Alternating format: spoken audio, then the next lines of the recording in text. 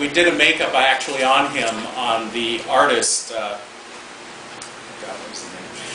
But he had all these diagonal lines, and he had very rough skin and textured skin, and I was like, because I hate using silicone foreheads because they just they stick out too much, and it just doesn't work.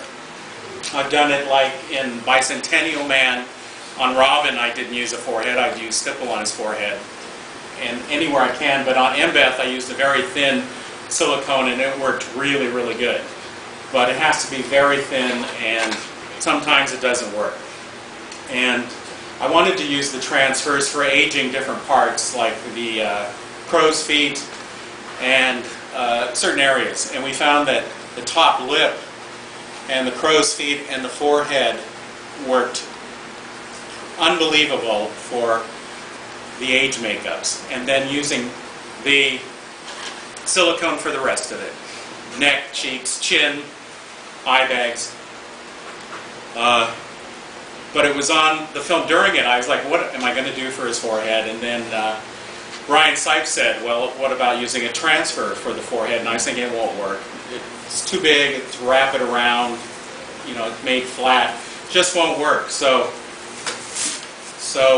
next day I came in, and he goes, what do you think? And I'm looking at one of our people in the shop. I go, what do you mean? He goes, go forehead. And I looked, and he had a transfer piece on. And I couldn't see it. And I went, oh my God, amazing. So that's how the transfers came about. The interesting thing on the top lip was when we did silicone appliances, with the cheeks, when they smile, you get these weird wrinkles in it. So by using the transfer, which you see in the pictures, it's so thin and stiff, but they can still act in it. It's still sculpted with little tiny wrinkles, but it's just paper thin. And by gluing that on there, then it worked beautifully, no problem. I'll also show you on Kate how we did the little crow's feet. The forehead comes down. I would stipple right onto the material, the transfers, and the stipple would make it all just blend into each other and wrinkle, and it was so smooth. Because you know those shots of Kate and the close-ups and Benjamin, I mean, you know, they were like, they didn't even tell us they were doing that shot. You know, it's like this going out. The compliment, it was a very difficult film to work on because David Fincher isn't the easiest person to work with. I knew that going in. I'd worked on a film with him before, but I knew he was the only one that could pull off the film. You know, he knew the digital. I knew he would make me do the absolute best makeups I could do. Can you still hear me? Yes. Thank you. I knew he could still, you know, pull the best makeups out of me, and I knew it was going to be a terrifying film to work on. And of course, it turned out much worse than I ever thought. But it's one of those films where you're on the film and you're going, I have to do this film. It's once in a lifetime, you know, I hope it works. And luckily it did. I mean, I had 2 weeks of tests where we did a lot of makeups, and I'll show you the tests. Kate, her makeups turned out pretty good the first time. They're very close, and we went with them, the 85-year-old. And it wasn't until 1 year later, to the day, that we shot her scenes in the hospital. So I did the test makeup 1 year before, and then I didn't get to do any other test until the first day of shooting when they did the close-up. So the compliment you got from David Fincher was, you better make sure it's like that every day for the next 2 weeks. That was the compliment I got, which was pretty good. So, and then trying to do that for 2 weeks, that makeup, and match it every day in the age spots, and you know, it's unbelievable, but it worked. So, and then to be able to work with Cate Blanchett on makeups like that, it's just, you know, incredible. And Brad was great. The only problem I had with Brad is he wanted to try everything. We did that first makeup of, what's the name, Wyatt, the artist? Andrew. Andrew, yes. And here Wyatt is what we use where he really wanted those lines and everything. And we did a fatter, more realistic character makeup on Brad, and it looked ridiculous. Because his face, it just, you know, if you're doing some weird movie, but it just was over the top, and no. So we did it, of course, doing Brad as much as possible, of course, because he has to age to that. And then we did the age makeup, and I really loved what we did in the test, which I'll show you.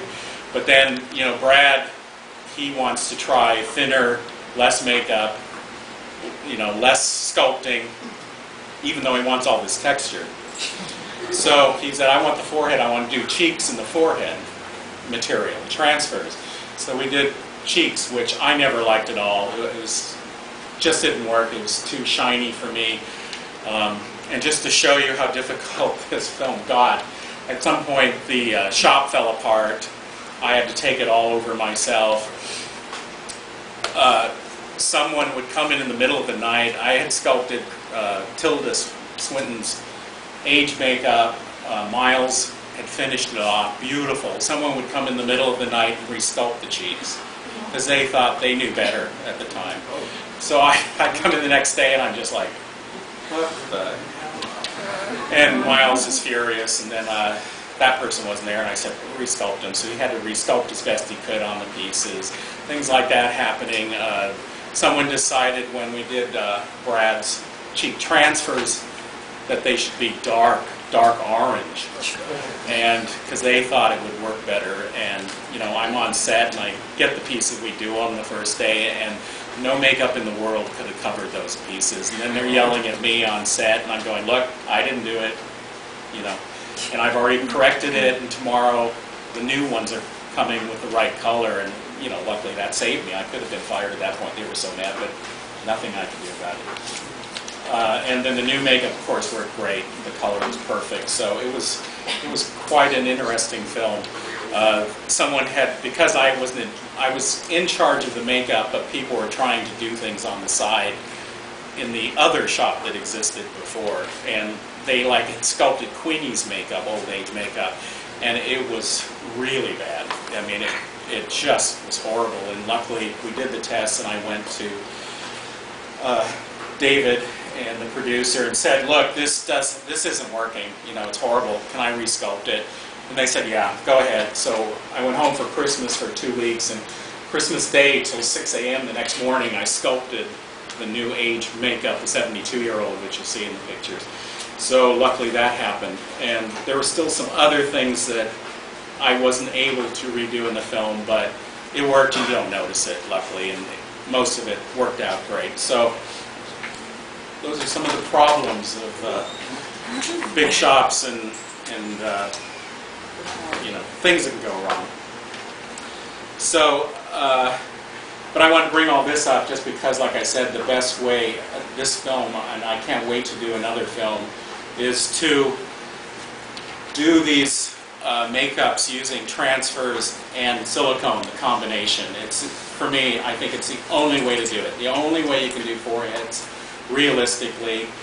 And so we're going to see the clip now.